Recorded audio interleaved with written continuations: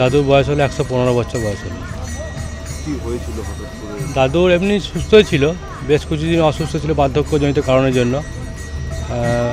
বাড়িতেই ছিল, আমার বাড়িতেই ছিল, হাসপাতালে কোথাও নিয়ে যাওয়া হয়নি। দাদু হাসপাতাল যেতে ইচ্ছা প্রকাশ কোনোদিন করতো না, ওই জন্য বাড়িতেই রেখেছিলাম।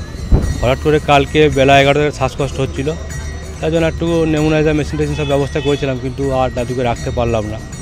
দাদু কালকে সন্ধ্যে 7টায় 5 মিনিটে দেহত্যাগ করেছে।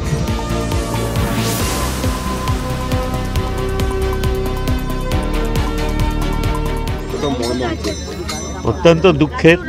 115 বছর বয়সে উনি গত হলেন। 4 পুত্র 7 কন্যা, 33 জন নাতি নাতনি ভালোবাসা নিয়ে উনি সকলকে ছেড়ে চলে যাচ্ছেন। আমাদের নিশ্চয়ই একজন এইরকম বয়োজ্যেষ্ঠ আমাদের অভিভাবক ছিলেন। তিনি চলে গেলে সকলেই নিশ্চয়ই মর্মাহত, কিন্তু সব ভালো জিনিসই তো শেষ হয়। আমরা ঈশ্বরের কাছে প্রার্থনা করি যে ওনার চলে যাওয়ার এই যে শূন্যতা, তা যাতে তার পরিবারবর্গকে শক্তি যোগান।